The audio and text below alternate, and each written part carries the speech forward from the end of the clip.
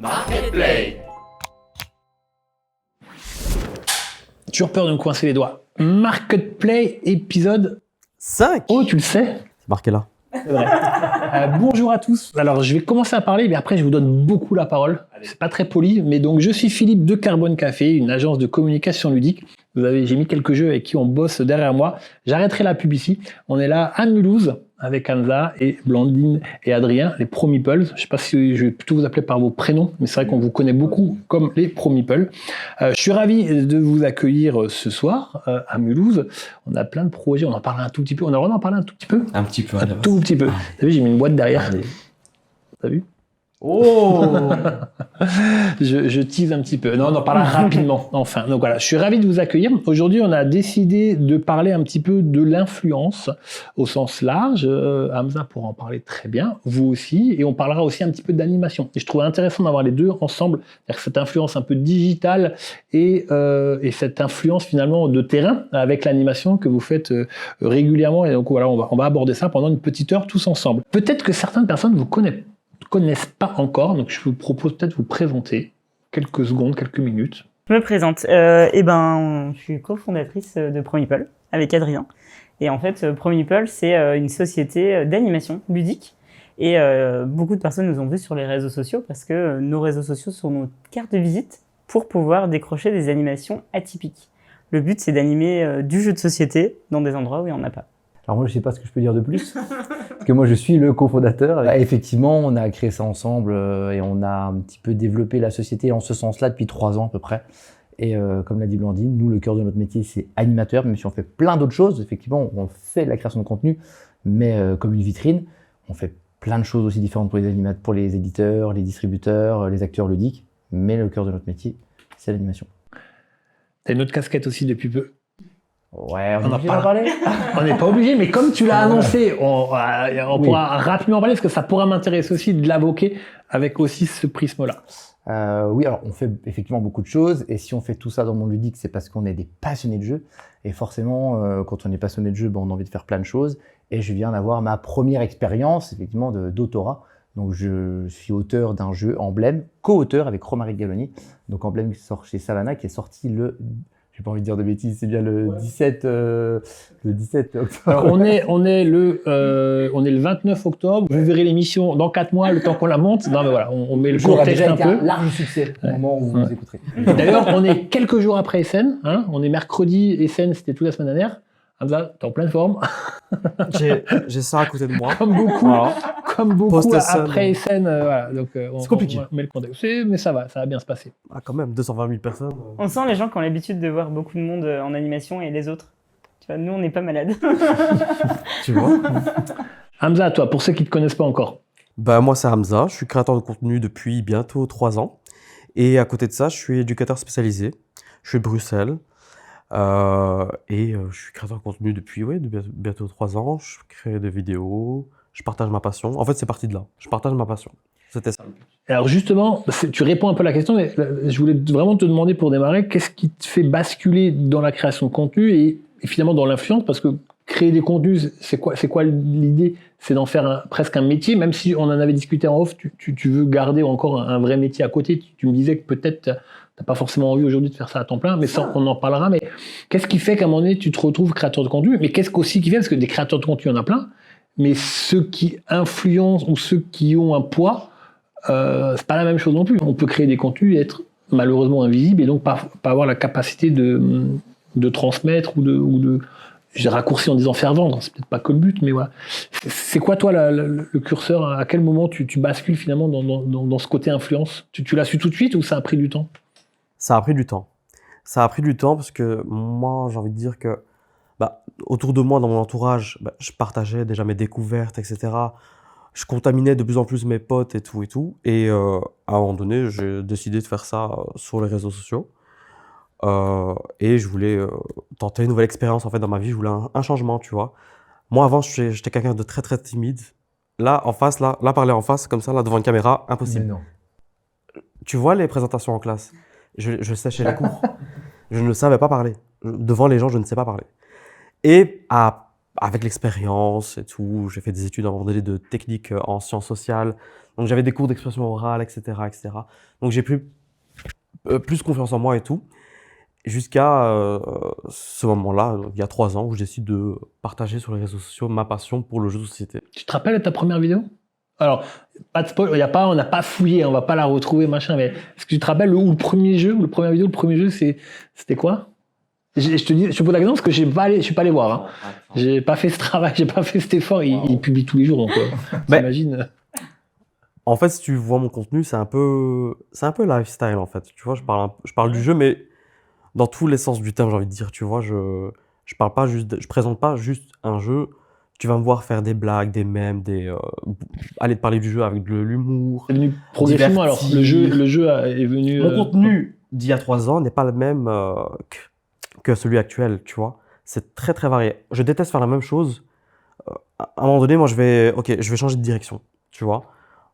T'as bien vu, là maintenant, on est sur un projet, toi et moi. Ça n'a rien à voir avec ce que j'ai déjà fait auparavant. J'ai toujours cette envie de changer. J'aime pas faire tout le temps la même chose. Je sais pas vous, mais je déteste faire la même chose, tu vois. Et puis, c'était quoi l'autre question? Non, c'est ça. T'as voulu créer du contenu. Ouais, c'est ça. Mais c'est quoi le moment où tu deviens influenceur? Parce qu'est-ce qu'un créateur de contenu est forcément un influenceur? C'était ton objectif. Je sais pas si j'ai le droit de poser des questions. T'as tous les droits. Moi, je fais que des réponses. On a 1 heure, on a tous les droits.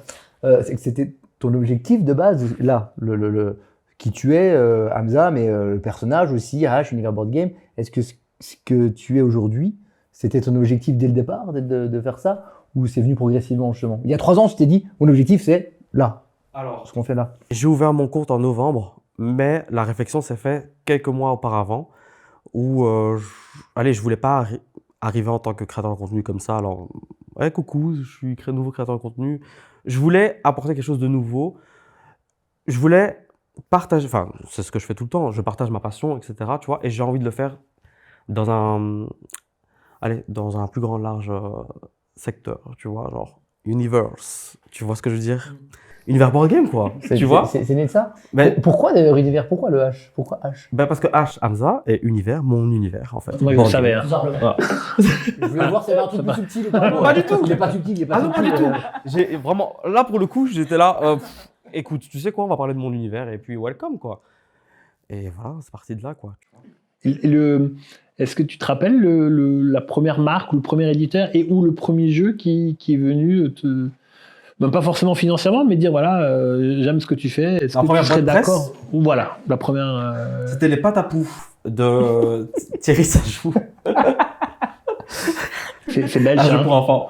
Ouais, c'est l'ancien jury de l'Asdor et qui tient une boutique, Sajou, depuis quelques années déjà. Et il avait signé un nouveau jeu, les pâtes à pouf. Et en fait, à ce moment-là, je travaillais dans une école maternelle et primaire. Et ça tombait bien parce que du coup, je pouvais utiliser le jeu dans mon métier, tu vois. Cool. Tu vois, on apprend des trucs. T'as vu ça? Et vous, cette arrivée dans le monde ludique, il y a de la passion, tu disais, Adrien? Peut-être Blandine, c'est quoi Déjà, la petite histoire, c'est qu'on s'est mis à jouer. Clairement, on était commerciaux totalement différents dans une entreprise et on était commerciaux pour différentes régions et on se rejoignait tous les lundis. Et le lundi midi, on savait pas quoi faire. C'était une ville complètement paumée. Et on le dit pas. Pas très loin d'ici en vrai. ouais, c'est pas si loin. C'était dans le 70 et tout. C'était à Lure. On salue les Lurois, les Luriens, Je sais pas comment ça se dit. les gens de Lure. Et du coup, on a commencé à apporter quelques jeux de société. Finalement, ça s'est pas super bien passé avec notre employeur. Et au final, on a décidé de quitter cette entreprise. Et on a la chance d'être en France et de pouvoir faire de la création d'entreprise quand on démissionne. Et c'est comme ça qu'est né ProMeeple. Et on s'est dit, au départ, on va être transparent. On savait pas trop où on allait. On savait qu'on avait des compétences totalement différentes et qu'on était assez complémentaires pour le coup. Et on n'était pas sûr. On n'était pas sûr. On a espéré. On espérait, hein, vraiment. Mais du coup, on avait des expériences professionnelles très larges tous les deux. On a l'impression qu'on a fait 1000 vies professionnelles. Et c'est comme ça qu'on a créé un petit peu ProMeeple en disant on va y aller un peu à tâtons. Sachant qu'on a toujours dit que, justement, c'est ça qui est assez marrant, c'est que nous, on a toujours dit que nos réseaux sociaux sont notre carte de visite. C'est-à-dire qu'on n'a jamais voulu faire du lifestyle. C'est pas notre truc, on n'a pas envie de faire ça et notre métier c'est vraiment animateur de jeu. Et c'est vrai que des fois au départ on était un peu décriés en disant mais pourquoi en fait vous nous montrez pas un peu de votre vie, on a envie de savoir vraiment qui vous êtes et tout ça. Et ça c'était vraiment notre volonté de garder le cap et de dire ben ok vous savez où on est parce qu'on est dans un festival de jeux, mais vous allez pas savoir ce qu'on fait, ce qu'on mange. Et c'est vraiment un autre métier. Et on peut pas se concentrer sur ce métier-là. C'était un vrai choix et c'est vrai que vu que c'est une société, on a vraiment créé une société dans cet objectif de se professionnaliser, on a effectivement voulu faire ce choix de pas montrer notre vie parce que ça ne nous intéresse pas, on n'a pas envie de faire ça, on parle de jeu et de ce qu'il y a autour du jeu et uniquement autour du jeu. Mais au début, nous quand on a fait nos gammes, quand on essaie de se faire connaître pour arriver là où on est aujourd'hui et que les éditeurs nous font confiance, on en parlera sûrement peut-être tout à l'heure, mais il a fallu cravacher, il a fallu aller dans des festivals, retourner, se faire connaître, se faire reconnaître, se faire reconnaître. Et pendant tout ce temps-là, il a fallu se faire un nom un petit peu. Et du coup, les gens pensaient au début qu'effectivement, on avait cet objectif d'influence. Je pense que ton objectif de base, toi, qui est effectivement là où tu es là, nous, ça n'a jamais été notre objectif, ça a toujours été un outil. Et du coup, au début, les gens disaient, mais en fait, on ne comprend pas qui vous êtes. Vous êtes des influenceurs, vous faites de l'animation, vous êtes qui, vous faites quoi? Les premières années, c'était très compliqué parce qu'on n'a pas réussi à se faire comprendre par le milieu ludique. On a eu un petit peu cet atout, cet avantage de dire, nous, on propose quelque chose d'hybride, on fait plein de choses. Mais au début, ça nous a pas mal desservi pour se développer, justement. Moi, quand j'ai commencé dans le jeu, alors il y a 3 ans, alors pour ceux qui savent, mais Carbone Café a 15 ans, je bosse avec Ravensburger depuis une dizaine d'années, donc une expertise qui s'est créée avec eux et que je remercie d'ailleurs, mais les autres acteurs du jeu, Ravensburger étant à Mulhouse et nous aussi, donc c'était pratique de bosser côte à côte, mais il y a 3 ans, quand j'ai commencé à développer le secteur ludique, parce que je suis passionné et puis parce que j'ai aussi l'expertise Ravens, ma première ambition c'était de gratter des boîtes avant qu'elles sortent. Je me dis, tiens, je vais bosser, mais voilà, j'ai une boîte qui marche plutôt bien, on a des chouettes équipes qu'on remercie. Et c'est vrai que je me dis, tiens, je peux faire 1 ou 2 trucs de temps en temps, s'amuser, et puis j'ai un peu de budget, tant mieux, voilà, on reste une entreprise. Donc, et voilà. Et c'est vrai que moi, il y avait cette ambition un peu de rentrer un petit peu, de jouer un peu avant les autres, de tout ça. Et après, j'ai fait les salons, et j'ai dit, en fait, il n'y a pas besoin. Enfin, on peut le faire au salon, voilà, on se sent privilégié, on sent faire partie un peu d'un année, puis après ça se construit, en tout cas pour nous, petit à petit. Ça allait assez vite, mais voilà. Puis aujourd'hui, ça doit être un outil, effectivement, comme on le dit. On est quand même très content aujourd'hui on a quand même ce statut média, presse, je sais pas, il y a plein de noms pour faire création de contenu, influenceur. En tout cas, le fait de créer du contenu et d'avoir des gens qui nous suivent et d'avoir accès à ces boîtes, effectivement, avant, ça nous permet effectivement d'avoir un petit statut privilégié. Et donc, les éditeurs nous suivent aussi, pas qu'en animateur, mais aussi de par notre statut presse. Et donc, on a cet avantage-là aussi. Et il faut être sincère, il y a un côté un peu... moi, j'ai l'impression qu'à chaque fois qu'on reçoit des cartons de jeux presse en avance, c'est Noël à chaque fois, quoi. Mais j'ai envie de dire que la boîte presse, pour moi, c'est évident. Comment tu veux faire du contenu sans boîte? Évidemment. Oui, mais tu vois aussi... Ça se discute même pas. Tu dis ça maintenant, mais nous... Je fais un peu l'avocat du diable, mais les éditeurs, t'imagines le nombre de sollicitations qu'ils ont et tout ça, ils peuvent pas répondre présent pour tout le monde. Donc oui, effectivement, c'est quelque chose qui est ultra important. Et nous, c'est ce qu'on disait. Au départ, c'était très compliqué d'avoir des boîtes presse. Et les premiers, c'est Yellow. À chaque fois qu'on les voit, on dit à jamais les premiers, parce que franchement, c'est sans eux, sans avoir un élan d'un gros éditeur qui te met le pied à l'étrier, entre guillemets, c'est compliqué d'avoir ça. Ou alors tu commences et tu fais tes gammes avec des boîtes que tu as achetées, mais c'est pas la même chose. Aujourd'hui, comment tu bosses, toi, Hamza? T'es vraiment connu. En 3 ans, t'as quand même percé. Non, enfin, dans le monde du jeu, je pense que. Non, je pense que les gens. Ça reste la niche comme milieu. Certes, mais voilà, t'es quand même devenu un des personnages. C'est gentil. Centrale du monde ludique. Comment tu bosses toi aujourd'hui? C'est toi qui choisis les jeux que tu vas parler? Tu t'es sollicité par les marques? Et comment se fait la relation avec déjà, on va commencer par la paperasse administrative, parce que faut que ce soit quand même légal, tout ça, tu vois. Donc du coup, en Belgique, j'ai ce statut d'indépendant complémentaire. Donc j'ai mon activité principale qui est donc éducateur spécialisé, et en complément, je suis créateur de contenu. Vas-y, trouve un comptable. Vas-y, ouvrir un compte en banque, machin, etc. Une fois que tout ça, active le numéro de TVA, etc.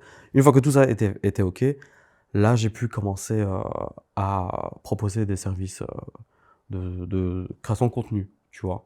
Donc, je propose différents formats. Je suis pas sur 1 million de formats différents. En fait, moi, ce que je propose en général, c'est un format assez authentique, accessible, tu vois, qui nécessite pas forcément énormément de montage, mais c'est un peu je vais pas dire la tendance, mais plutôt les codes du réseau social, tu vois. Et chaque réseau a ses propres codes. Et tout ça, pour l'apprendre, c'est une galère totale parce que ça fait que évoluer en permanence. Et il faut être autodidacte parce que le truc, c'est pas quelque chose qui s'apprend ou que, tu vois, on te l'enseigne pas tout ça. C'est vraiment, on te jette dans quelque chose et à toi de te démerder, en fait. C'est quoi les comptes, parce que 3 ans c'est quand même assez jeune, c'est quoi tes idoles? C'est peut-être un peu fort.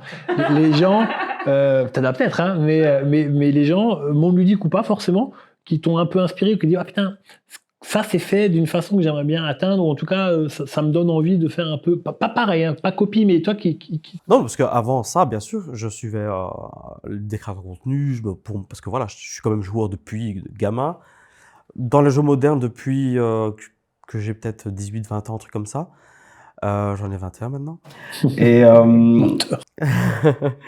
Et, du coup, je suivais beaucoup, le passe-temps, il est là. Tatiana, Girl of Game, Marie, ça, ouais, c'est les 3 premiers comptes qui me viennent en tête.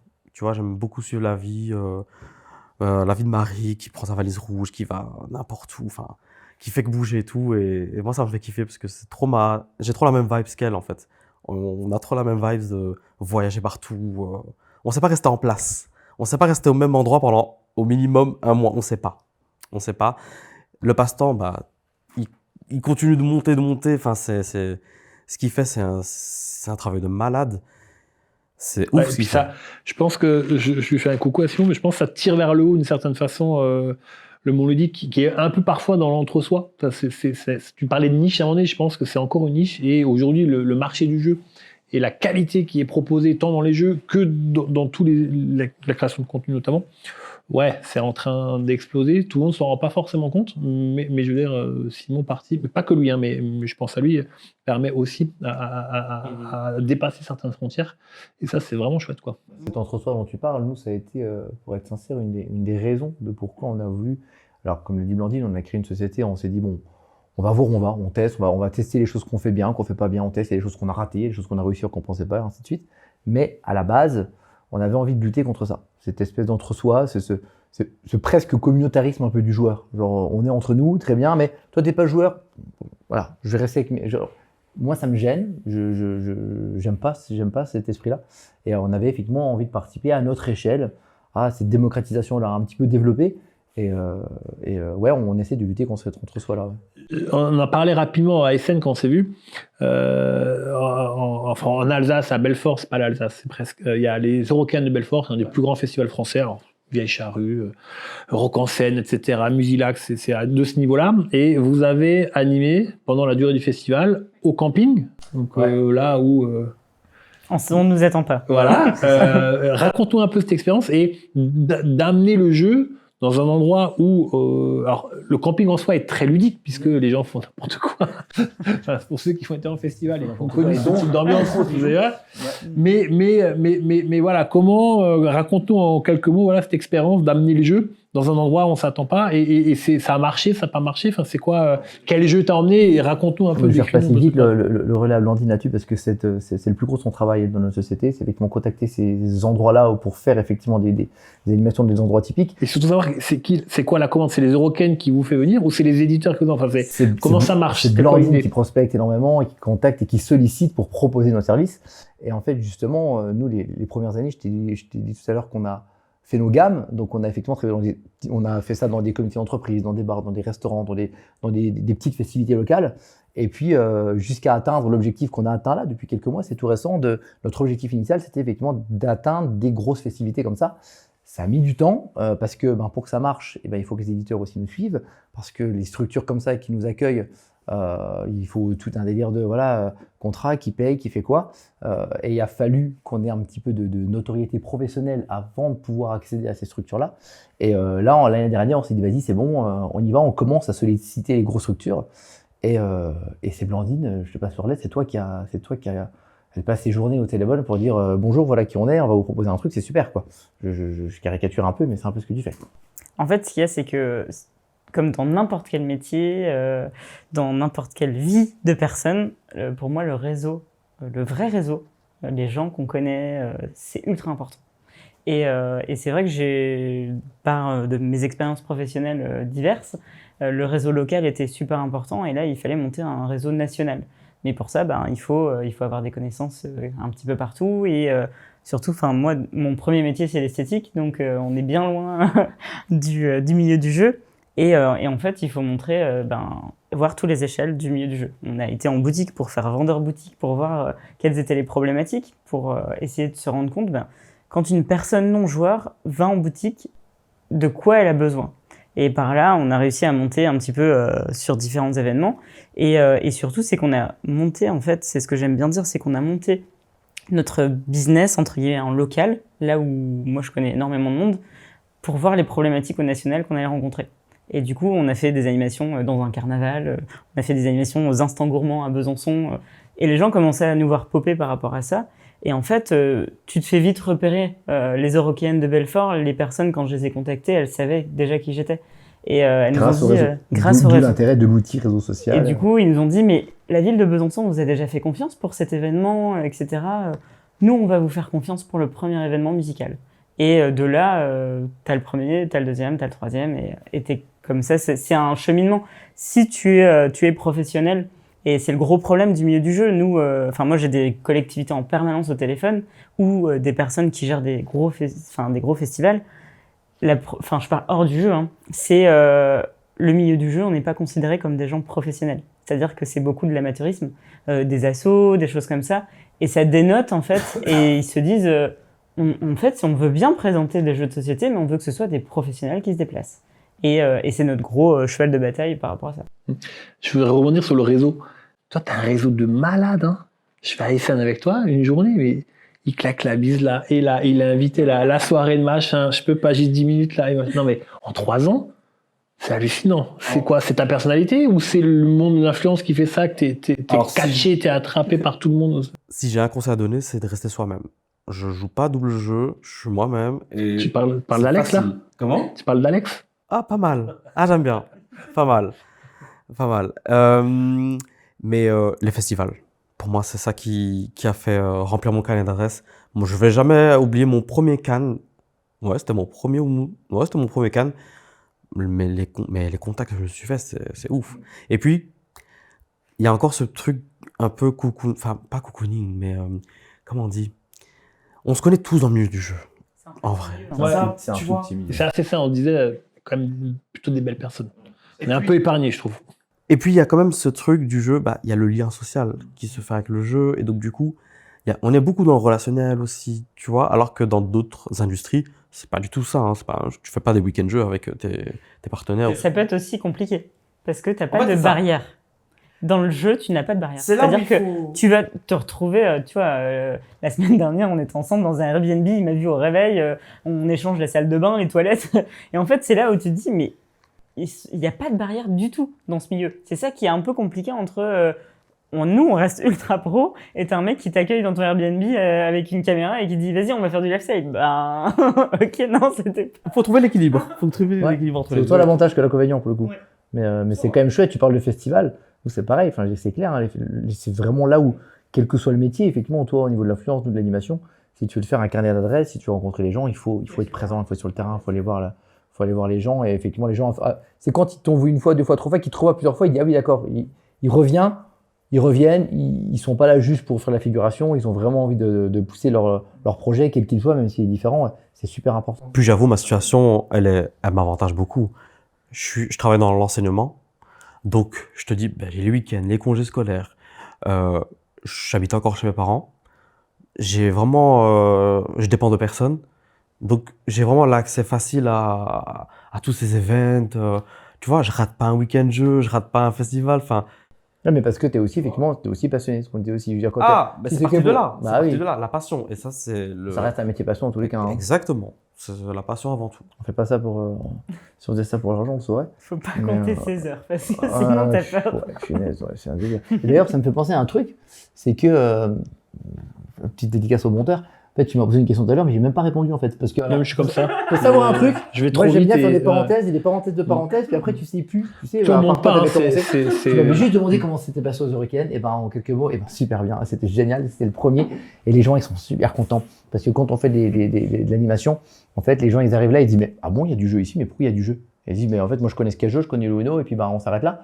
Et en fait nous on est là pour effectivement leur montrer qu'il y a plus que ça, et des fois les gens ils disent bon vas-y j'ai 10 minutes, je m'assois, puis en fait il reste 3 heures, il reste 4 heures, il reste 5 heures, il reste toute la journée.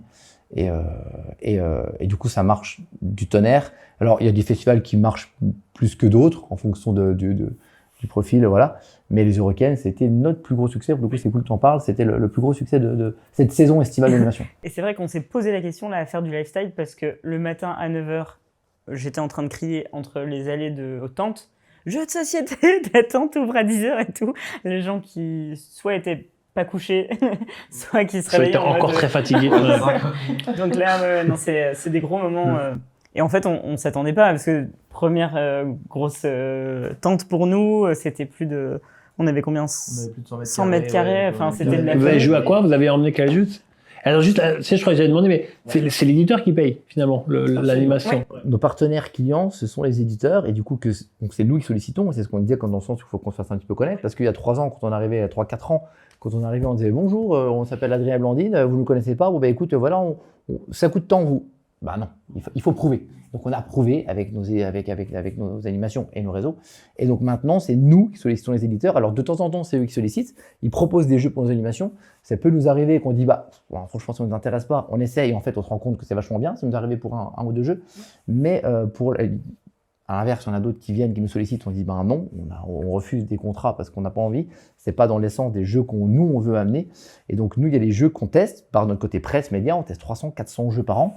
Et avec les jeux qu'on teste, on dit ok, celui-ci, en tant que joueur, oui, mais ou aussi en tant qu'animateur, celui-ci, je sais qu'il va correspondre à ce qu'on veut faire, au type d'animation, à la typologie d'animation et les profils de joueurs et de non-joueurs qu'on cherche et qu'on vise.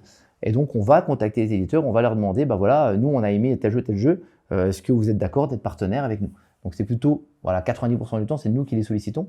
Et c'est vrai qu'en général, là, pour notre première saison, ça s'est plutôt bien passé. Ils étaient toujours tous très contents de dire, ouais, on veut essayer cette première saison. Et là, ils sont contents. Là, la deuxième. En fait, c'est moi aussi qui gère le partenariat financier, entre guillemets. On va croire que je fais rien. Hein, non, la deuxième saison est plus compliquée pour nous. On a des problèmes, c'est ce qu'on dit, des problèmes de riches. On est obligé de dire non.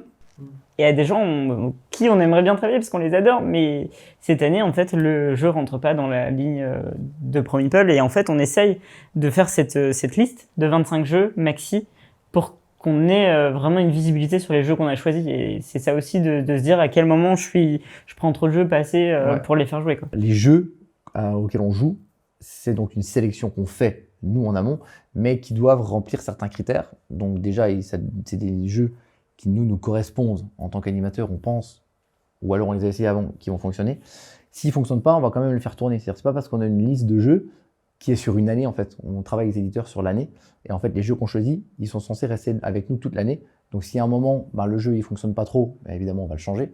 Mais on va aussi faire il va y avoir une sélection tournante, dans le sens où les jeux, on veut, nous, qui correspondent à l'actualité. C'est des jeux qui seront forcément récents, voire très récents, voire même exclusifs, qui ne sont pas encore sortis. Et les éditeurs avec lesquels on bosse, on va donner un exemple. On avait, là, cette année, sur notre première saison, au début, on avait Harmony dans la sélection. Là, on vient de le changer avec TechTime. Parce que du coup, c'est le même éditeur. Et du coup, c'est simple, parce qu'on ne va pas changer un jeu avec un autre éditeur qui n'est pas client, qui va être client, etc. Et on va tout le temps tourner comme ça pour avoir une sélection de jeux qui correspond à l'actualité, pour montrer aux gens que jeu de société, c'est quelque chose de dynamique. Et quand on leur dit quoi, il sort 1000 jeux par an, personne ne nous croit. Et pour que les gens nous croient, il faut leur montrer des jeux qui sont nouveaux constamment. Nous, on voit tout le temps les gens qui rentrent dans notre stand et moi, je m'y connais en jeu. Ils disent, je connais aucun. C'est ça qu'on va chercher. Hamza, j'aimerais qu'on revienne sur l'influence. Je me suis noté quelques notes là. Le rôle de l'influence dans le jeu. Est-ce que tu penses, toi, que la création de contenu, et j'aurai la même question sur l'animation après, ça a un impact sur les bandes de jeu? Alors ça, c'est quelque chose dont j'ai déjà parlé avec d'autres personnes. On ne sait pas quantifier tout ça, en fait. On ne sait pas vraiment dire combien de boîtes on a fait vendre. j'entends des fois les boutiques locales qui me disent, ouais, il y a des gens qui arrivent dans la boutique avec un screen de ma vidéo. Oui, bonjour, je voudrais ce jeu, s'il vous plaît, tu vois. Mais t'as pas vraiment quelque chose de concret, tu vois. Mais souvent, je reçois des messages ou quoi, mais pas quelque chose de... J'ai pas des chiffres, quoi, tu vois. Mais tu penses que ça participe quand même? Je pense que ça participe et je pense aussi, bah, oui, déjà quand je vois les stats des vidéos, que quand ça devient viral, enfin, je dis, ah putain, la vidéo a été vue autant de fois, donc tu vois, ça touche plein de monde et tout. Et mais le seul truc, c'est que voilà, on ne sait pas quantifier tout ça exactement. Et on en avait parlé aussi un peu en off. Est-ce que enfin, je pense que tu refuses parfois certains jeux. Enfin, parce qu'il y a une vraie question. Je sais que Pénélope le dit souvent dans ses intros de vidéos. C'est la limite entre la boîte presse qu'on reçoit et on fait, enfin, on en parle ou pas et on dit j'aime pas. Enfin, ce côté quasiment média. Je sais pas si le mot média est juste, mais en tout cas chroniqueur peut-être que certains ont. Est-ce que toi tu te sens comme ça, comme un média, ou est-ce que tu es vraiment un homme sandwich ou vraiment un publicitaire? Est-ce que la collaboration commerciale, qui en tout cas en France normalement est obligatoire quand il y a une rémunération, est-ce que tous ces aspects-là, tu le gères comment toi? Tu es à l'aise avec ça? Dans tes vidéos, les gens savent que tu es payé pour parler d'un jeu, ou que c'est juste toi qui aimes ce jeu, tu as reçu une boîte presse et puis tu dis bah voilà, moi j'aime ce jeu, je vous le dis. Enfin, tu vois un peu là où je veux t'emmener. À quel moment, enfin, comment tu te sens avec tout ça, et comment tu gères ce côté? Parfois, c'est une commande d'un client, et je suis très content de le faire parce que j'aime le jeu, et ça va plus loin ma question. C'est une question très longue. Hein. Tu auras du temps vraiment. Et j'ai envie de savoir aussi, est-ce que parfois tu as refusé quelqu'un qui me dit voilà, j'ai ce jeu, il dit bah non, désolé, j'aime pas votre jeu, donc je ne pourrais pas en parler? Alors, oui, ça, je refuse de temps en temps parce que soit on est sur des jeux qui me parlent pas vraiment comme la mairie trash ou le jeu de rôle, voilà, c'est pas ma came donc je vais pas en parler, ou des jeux que j'ai peut-être pas forcément aimé, tu vois, et donc je vais pas collaborer pour ces jeux-là. Ou, et là c'est surtout le plus gros point, c'est mon agenda. Je suis éducateur spécialisé, je travaille du lundi au vendredi. Il me reste quelques heures sur la semaine pour faire la création de contenu, quelques heures pour avoir une vie sociale, avec ma famille, avec mes amis. Enfin, tu vois, il faudrait un double de moi-même pour faire ce que je fais, en vrai. Non, mais tu vois, quelqu'un, tu vois, une doublure de moi qui va à l'école et l'autre qui fait la création de contenu. Tu vois ce que je veux dire? Non, j'ai pas. Ça aurait été trop bien, en fait. Mais double H. Et comment je gère ça? Ben voilà, avec mon agenda, j'essaie de doser, tu vois. Parce qu'à un moment donné, j'ai eu ça l'année dernière, pendant les campagnes de Noël, où j'ai été bombardé de collabs. Et j'étais là, oui, oui, oui, go, go, tu vois. Allez, tu vois, je voulais faire plaisir aussi. Et en fait, j'ai eu un... Comment on dit ça? J'ai eu un trop. J'ai eu un peu une phase un peu compliquée où il fallait que je lâche tout. C'était assez chaud, je voulais carrément tout arrêter parce que ça m'avait saoulé, plus qu'autre chose. En fait, j'étais limite dégoûté, tu vois. Je prenais plus plaisir. Et en fait, à un moment donné, faut que tu te poses et que tu te descendes de tout ça et tu dis, ok, je me calme, où je vais? C'est quoi la suite? Il faut trouver un espèce d'équilibre, en fait, avec la passion, le jeu, la création de contenu, ton métier, ta vie, tu vois. Faut pas se forcer à faire plein de trucs ou quoi, tu vois. C'est vraiment aussi une question d'organisation, qui est pas vraiment mon point fort, mais je fais du mieux que je peux. Je suis tout seul, j'ai pas d'équipe, tu vois. C'est comme je te dis, moi, c'est toi qui montes tes vidéos, par exemple? C'est moi qui monte. Et vraiment, si tu vois mon compte, je fais pas que de la collaboration commerciale. Je fais des vidéos de tout, n'importe quoi, et tout n'est pas que collab, tu vois. Et parfois, j'en reçois des caisses de boîtes presse, mais c'est pas parce que j'ai reçu une boîte presse que je dois forcément en parler. Enfin, collaboration commerciale égale contrat, dans tous les cas. S'il n'y a rien qui est signé, il n'y a pas de devis, il n'y a pas de machin, c'est pas une collaboration commerciale, enfin, tu vois. Et justement, si je pose la question, je pose la question différemment, c'est concrètement sans nom. Hein. Mais est-ce que c'était déjà arrivé d'accepter une collab pour dire qu'un jeu effectivement était bon, voilà, alors que le jeu tu l'avais pas aimé? Non, pas du tout. Et en général, ce que je fais, c'est que je présente de manière globale le jeu. Je vais pas aller dans la critique. Là, il y a d'autres comptes qui le font très très bien. Je vais pas commencer à critiquer, etc. Je vais donner mon ressenti. En fait, ça va toujours partir d'une émotion, tu vois. Et c'est ça que j'ai envie de transmettre. Qu'est-ce que le jeu m'a procuré? Mais toujours moi personnellement, tu vois. Selon mes goûts à moi, selon mon expérience à moi. Et voilà. Je comprends. Moi, moi qui suis qui suis un peu joueur expert, enfin, plutôt des gros jeux, c'est sûr qu'il y a des comptes où, à force, qui m'ont recommandé des jeux, je sais que je vais plus facilement aimer les jeux dont ils vont parler, parce que avec l'habitude, et j'imagine pour toi c'est pareil, il y a des gens qui te suivent, qui si tu vas dire que un jeu est bien, si à force que ils ont un peu les mêmes goûts que toi, ça va participer à. Mais en fait, ce qui est bien, c'est que je suis comme quelqu'un d'assez versatile. Je touche à tout, tu vois. Je peux m'amuser avec n'importe quel type de jeu en vrai, tu vois. Même du jeu à rôle caché, de dextérité, de défausse, hein. Cette mode, cette mécanique assez, hein. Moi, j'adore tous ces jeux, tu vois. Moi, je touche à tout. Et surtout qu'en plus, je joue avec différents types de publics, tu vois. Je joue avec des potes, je joue à l'école, je joue partout et c'est important pour moi d'avoir aussi un large choix de jeux, tu vois, que je peux adapter selon avec qui je suis autour de la table. Aujourd'hui, vous, c'est quoi quand tu fais de l'animation, les jeux, j'imagine que c'est des jeux qui doivent être assez accessibles. Enfin, tu vas pas taper du Ark Nova, du Arx ou je sais pas quoi aux Eurocaines à 9h du matin. C'est là où il va falloir faire justement la différence entre Blandine et Adrien, joueur-joueuse, et Blandine et Adrien, animateur-animatrice. C'est pas la même chose. Donc évidemment, on va pas forcément proposer des jeux auxquels nous, on aimerait jouer, parce que moi aussi, j'aime bien les gros jeux. Non, je vais pas sortir des gros jeux que j'aime bien jouer. Il va falloir que ça rentre quand même dans une case de durée de règle assez court. La partie doit être relativement courte. Je parlais d'harmonie tout à l'heure. On est vraiment dans le plus haut. Ouais, j'allais dire, c'est presque. Ouais. Et d'ailleurs, on le sort assez peu. Celui-ci, c'est vraiment plus à la demande.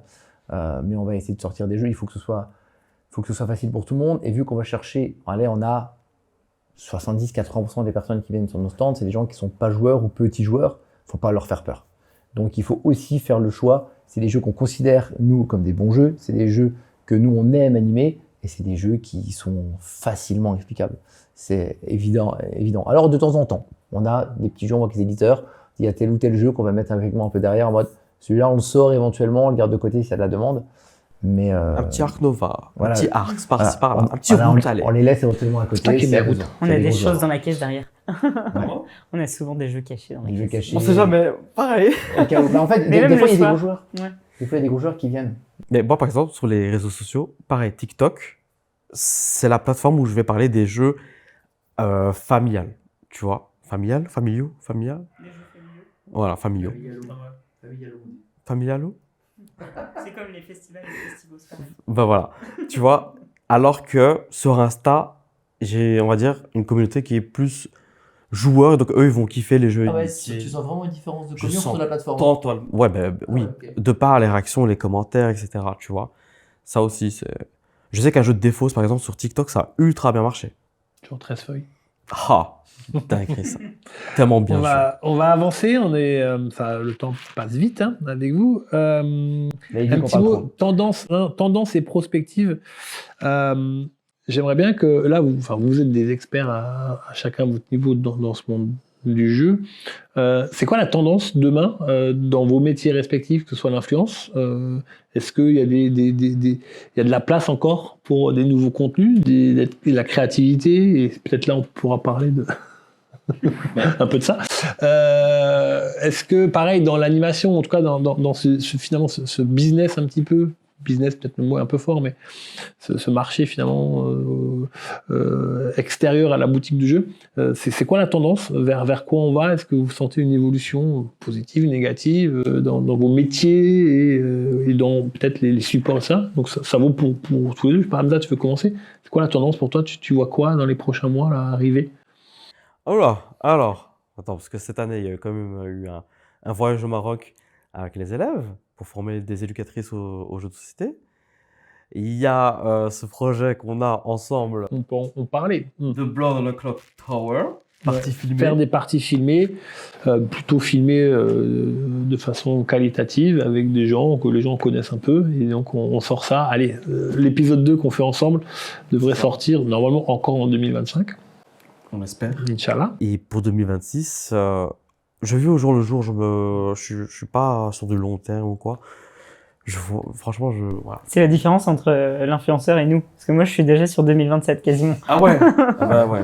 C'est dingue. Moi, je suis encore à ce soir. Tu vois. Je vais parler un peu vidéo. Je vais prendre ma casquette un peu Carbone Café. Parce que ça m'intéresse. Mais là, je vous pose vraiment une question. J'ai une réponse. Enfin, j'ai ma réponse. Mais est-ce qu'il n'y a pas aussi cette tendance à la montée en puissance, la montée en gamme, la montée en qualité du travail qualitatif? On parlait de Simon. Alex du Double Jeu, on l'a cité avant. Les gens sont de mieux en mieux, de plus en plus meilleurs, je sais pas comment on dit. Je trouve qu'il y a vraiment une vraie montée en qualité des contenus. Tu vois, Simon aujourd'hui, les trucs qu'il fait, qui sortent, c'est des dingueries. Oui, mais il est avec aussi, juste son petit Rémi qu'on salue, que j'adore. C'est un truc de fou. Alex qui arrive à popper en quelques mois et faire des trucs de dingue avec ses chansons, ses machins. Il faut savoir que les outils aussi sont quand même vachement plus accessibles et vachement plus faciles aujourd'hui. Tu regardes il y a 20 ans, je sais pas, tu regardes Trick Track, comment c'était la galère de faire un peu du contenu. Voilà, ils étaient déjà presque en avance de ouf. C'est ça. Franchement, quand j'ai revu je revois les vidéos et tout, et je suis là. Ah ouais, quand même. Ah non, mais c'est très fort ce qu'il dit. Je dis juste qu'il y a 20 ans, faire ce qu'on fait aujourd'hui il y a 20 ans, c'était pas les mêmes moyens, que ce soit technique, budgétaire, humain, ça n'avait rien à voir. Aujourd'hui, avec un téléphone, tu fais quand même quasiment tout avec ton téléphone. Ben, tu fais quasiment tout. Toi, tu filmes avec quoi? Mon téléphone. Téléphone, hein. 14 Pro. Après, voilà.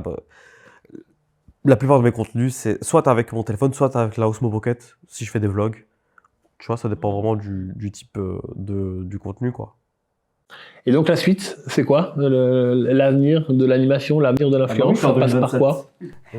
En fait, nous, on monte en gamme en termes d'animation. On était censé faire des festivals de musique. Finalement, on s'est dit, on s'ennuie un peu pour cette fin d'année. Et si on faisait des marchés de Noël? Le but, c'est vraiment, Adrien a dit ça depuis quelques semaines, on sème la graine, entre guillemets, sur des gens qui viennent dans des endroits où ne s'attendent pas à voir des jeux. Et le but, c'est de se dire, je me suis arrêté 10 minutes, j'ai joué à un jeu, c'était vachement bien. Parce qu'avant, si vous le vendez pas, le jeu. Alors, on le vend pas, mais on est quand même tous deux commerciaux. Donc, on a quand même des tips de... Le but, c'est de faire kiffer à mort la partie qu'ils vont avoir. Et quand on va leur poser des questions, tu sais, comme des vendeurs. Vous aimez jouer à quoi? Quels sont vos styles de jeu, etc. On va les questionner comme un vendeur pourrait questionner en boutique. Et en fait, on va essayer de tomber dans le mille sur le jeu où il va se dire, moi, j'ai pas beaucoup de temps, j'ai que 3 minutes pour jouer. Ouais, et puis j'aime pas trop jouer quand même, etc. Et là, on arrive à le choper. Et déjà, s'il s'arrête sur ton stand et qu'il joue, t'as déjà gagné une bonne partie du truc. Ça permet de rebondir un peu sur ce que tu disais tout à l'heure avec Hamza, genre comment tu quantifies les ventes, éventuellement ce que tu considères que l'influence est de la vente. En fait, il y a plusieurs choses. C'est-à-dire que il faut vraiment, il disait qu'on ne peut pas calculer un ROI direct, dire non, un retour sur investissement, c'est pas possible. On peut pas. Si tu prends un 4x3 sur la route qui coûte 2000 € la semaine, comment tu sais c'est quoi ton retour par rapport à cette sur 3 qui est sur la route? Tu peux pas quantifier de la communication, c'est quasiment impossible. Donc, c'est ça aussi qui était dur, nous, au début, pour convaincre les éditeurs. On dit, oui, mais effectivement, en gros, payez-nous pour qu'on anime. Oui, mais d'accord, on va vous payer. C'est très bien, peut-être des animations vont être très bien. Mais à quelle heure, en fait, on vend notre jeu? Effectivement, c'est compliqué de voir ça. Et pourquoi Blandine et le parachement, on voit déjà sur 2027? Et c'est ce qu'on a essayé d'expliquer aux éditeurs et qu'il y a 3 ans, ils ne comprenaient pas forcément. Et maintenant, ils comprennent. Donc, ça va répondre aussi à ton truc, c'est quoi la suite? Et en fait, ils comprennent, je crois, que sortir de cet entre-soi et semer des graines un peu partout chez des joueurs ou non-joueurs en devenir, c'est peut-être pas quelqu'un qui va acheter le jeu aujourd'hui pendant notre animation parce qu'on n'est pas vendeur et qu'on n'a pas de stand de vente. Mais c'est des gens qui, potentiellement, demain ou après-demain, vont devenir joueurs et ou consommateurs. Quelqu'un qui va, 6 mois peut-être après notre animation, passer devant une boutique spécialisée de jeux. Je suis un Mulhouse, je passe devant une boutique de jeux. Il y a 6 mois, sans une animation Promeeple, peut-être qu'il n'aurait même pas tourné la tête. Là, aujourd'hui, il passe à côté de la boutique, il dit « Ah, mais c'est vrai, en fait, j'avais joué à un jeu, etc. » Et je rentre. Et peut-être que c'est 6 mois après, et peut-être qu'il achètera qu'un jeu, mais il aura passé la porte, il va peut-être ressortir avec un jeu, et du coup, la graine, elle a été mise, et puis ça a fleuri tranquillement.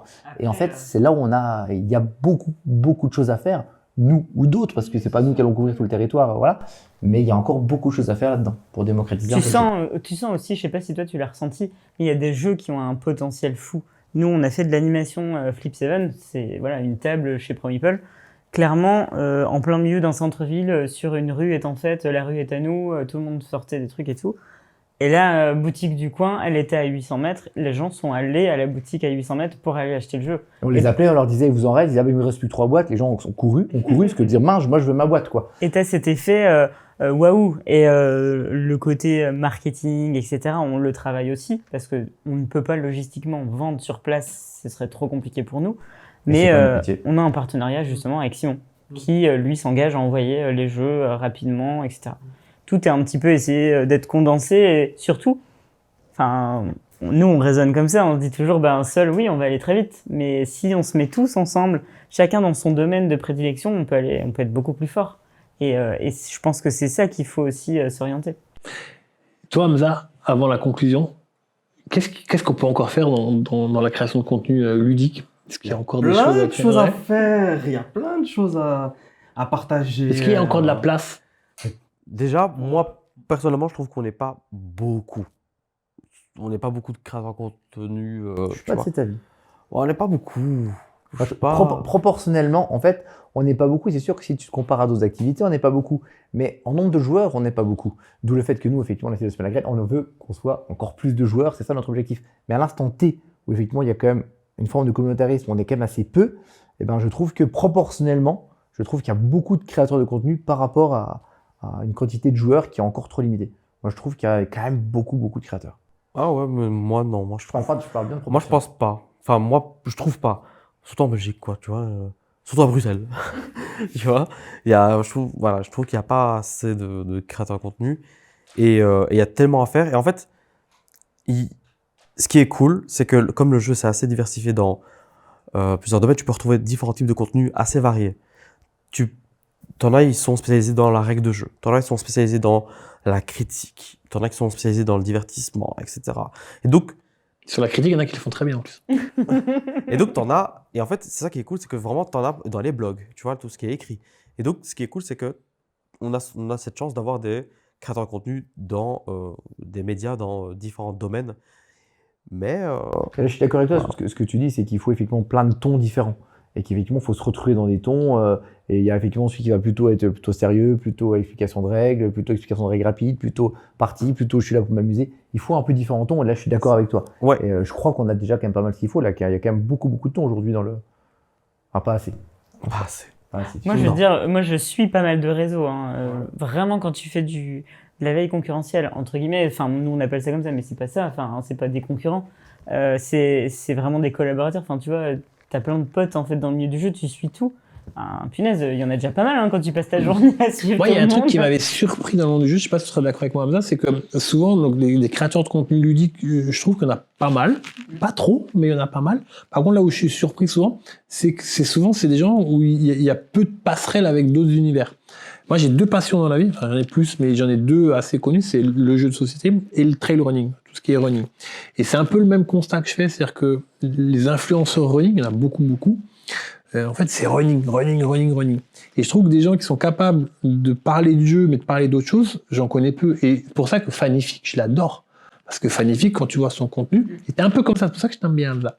C'est que il y a beaucoup de jeux, mais il n'y a pas forcément que du jeu. Et c'est pas qu'une question de lifestyle, pas juste de montrer sa vie au quotidien, c'est-à-dire qu'il y a des ouvertures. Ton voyage au Maroc, c'est incroyable de suivre un peu tout ça. Il y a du jeu, mais il n'y a pas que, il y a plein de choses. Et c'est vrai que c'est peut-être pour moi ce qui va manquer un peu parfois, c'est des gens qui puissent, on parlait de l'entre-soi, c'est ouvrir la porte du jeu sur d'autres univers. Et un mec que j'adore, Clem Kikour, est-ce que vous connaissez ce mec? Comment tu dis? Clem Kikour. Clément Defresne, je crois. J'ai un doute sur son nom de famille, désolé pour lui. Clem Kikour, c'est un mec, il a popé dans le monde du running. C'est un trailer, il fait de l'ultra-trail, l'UTMB, machin, pour ceux que ça parle. Il court des heures dans la nature. Le mec, il est génial, il est drôle, il fait des vidéos. C'est 500 000 followers, ou peut-être 1 million. Enfin, c'est un truc de fou, ce qui lui est arrivé en quelques mois. Et ben, ce mec, c'est un auteur de jeux de société. Okay. Et il a fait un jeu... Putain, le nom du jeu, c'est bizarre, c'est le Gourdingueur, c'est le jeu avec un... Le Gourdineur. Gourdineur, pardon. Il est co-auteur ou auteur du jeu, quoi. Et ben, même là, il y a Alors, dans une vidéo, à un moment donné, il fait une backyard. Faut aller voir la vidéo de Clem qui court. Il est immanquable. Et tu le vois jouer au jeu. Backyard, c'est tu cours toutes les heures, tu fais un tour, et puis à un moment donné, au milieu, il joue à son jeu, quoi. Mais il n'y a même pas la passerelle entre lui et l'auteur de jeu. Les gens le savent pas, c'est assez marrant. Et moi, ça me manque un peu juste dans le monde du jeu. C'est l'ouverture vers. C'est pour ça que j'aime Fanny, par exemple. C'est voilà, elle va te parler de vintage, elle va te parler de plein de choses et du jeu. Et je trouve que ça amène des gens qui viennent d'autre part. Ah ouais, c'est le jeu. Ah ouais, c'est marrant, toi. Moi, je te rejoins à 100%. C'est un peu ça, quoi. Tu sais, pour la petite histoire, on avait fait, nous, parce que moi, je suis trop nul en cuisine. Enfin, c'est vraiment un truc, j'arrive à faire une boîte de couscous avec, et tout mélanger et me dire, mais pourquoi ça fait pas pareil qu'au restaurant? Enfin, bref. Et on avait lancé des lives comme ça entre deux parties de jeu. On faisait une live, recette, etc. Mais ça te prend un temps infini d'avoir d'autres sources d'investissement personnel, entre guillemets. Enfin, c'est ça, si tu fais du contenu sur telle activité, tu parlais tout à l'heure qu'il fallait deux Hamza, bah c'est pareil, c'est compliqué. T'imagines si t'en avais un 100% Blood et l'autre que des jeux et tout, c'est... Mais en tout cas, cette passerelle-là, nous on essaye de la faire effectivement, justement, l'animation, c'est ça, amener des jeux dans un festival de musique, bah c'est une forme de passerelle c'est une passerelle directe entre deux activités. Et c'est vraiment notre objectif. Alors, pas via l'influence, mais c'est notre objectif sur le terrain. Vraiment, c'est festival. On a fait la foire au vin de Colmar. Je sais pas si tu connais. T'es pas si loin. Et ben, foire au vin de Colmar. C'est 250 000 personnes en 10 jours. En 10 jours. Ouais. 14 heures par jour d'animation. Ouais. Avec des gens bourrés. Franchement, ça que ce soit pire en vrai. En vrai, ça a été. Jusqu'à 10 heures de soir, ça va. En vrai, c'est ça, c'est bien. Et pour le coup, c'est là aussi où tu sèmes la graine. C'est que si vraiment on fait du lifestyle sur ce genre d'événement, t'as la foire au vin, t'es en mode qu'est-ce que vous foutez là? J'ai mon copain Yannick de Offline que je salue, qui ouvre une boutique bientôt à Mulhouse. Qui est passé comme ça. Collaboration commerciale. Ouais, collaboration commerciale. Il dit souvent un mot et j'aime bien quand il l'utilise. Il parle d'évangélisation du mot. C'est pas une question de religion, mais voilà, on va évangéliser, on va vraiment porter la bonne parole et on a envie que plus le monde durera, mieux le monde se portera peut-être. Et ça, je trouve que c'est injuste. Ça devrait être remboursé par la Sécu. Ça devrait être, clairement. On va conclure doucement. J'aime bien faire ça. Alors, c'est pas... mais c'est quoi vos derniers coups de cœur jeu? Et on terminera là-dessus. Parce que là, on a beaucoup parlé de business, de métier, de machin. Mais parlons un petit peu de jeu. Moi, je voudrais juste dire, hier, on a joué à Ritual. Je savais que c'était bien, parce que c'est ma cam. C'était très bien. C'était pas bien, c'était très bien. Donc, merci pour la partie, c'était vraiment très bien et on y rejoue ce soir. Non, mais c'était vraiment très bien. C'est quoi, voilà, les derniers jeux? Nous sommes en 2025 et pour moi, mon jeu de l'année, c'est Truc en stock. Ah, tu me l'as dit, hier. Ça, c'est original. C'est pépite. Je crois qu'on on avait fait une interview cet été au Flip et je crois que je vous ai sorti aussi en anglais, Things in Rings. Ouais, non, on n'avait pas encore le nom en français. Moi, je suis moins parce que je trouve trop dur le jeu.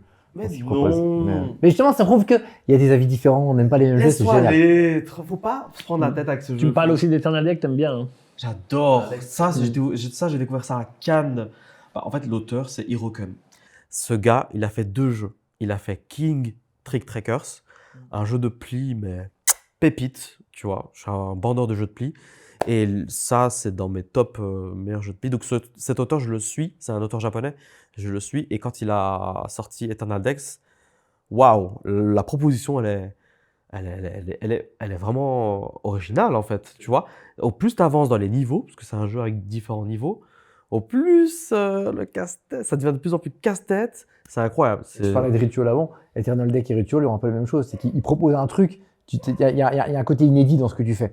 Tu sais que quand tu t'assois à Eternal Deck et quand tu te lèves, comme pour Ritual, tu dis j'ai vécu un truc que j'ai pas vécu avant. Totalement.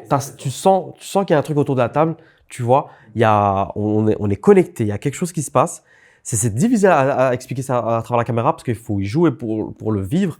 Mais tu vois, tu as des jeux comme ça et je pense que 2026, 2027, il y a des trucs qui vont encore sortir et tout, qui vont encore nous faire kiffer à fond, quoi. Et vous alors, c'est quoi les dure ta question?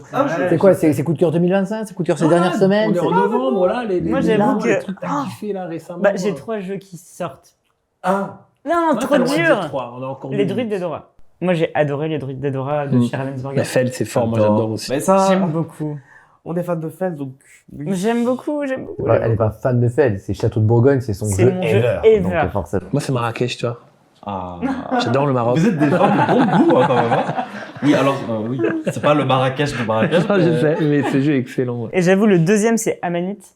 Ah oui. Très bien. Il est pas sorti en France, si encore? sort là. Il sort bientôt, Il là. sort enfin. vendredi. Alors, je suis pas objectif parce qu'on bosse un peu avec Spiral. Je suis Ouais. hyper ravi parce que c'est un nouvel éditeur. Je trouve qu'ils font un boulot de Moi, dingue. ouais. En 2-3 ans, là, ils sont incroyables. On peut Mais parler le des jeu- illustrations. Le jeu est très incroyable. C'est une dinguerie. Ils ont posté une photo là C'est une dinguerie. pour annoncer la sortie du jeu avec les champignons, magnifique. ça- Et ça a été fait à la main. Enfin, c'est magnifique. Et le jeu est très bien, très bien. Et enfin, simple et complexe, c'est-à-dire accessible. La règle, ça la va. subtilité qu'il Voilà. faut pour s'embêter avec les Juste autres. bien. C'est vraiment une belle soupçon proposition. de Ouais. C'est vraiment, méchanceté, c'est vraiment un super jeu. Ouais. Et le troisième, enfin, je l'ai suivi depuis le départ.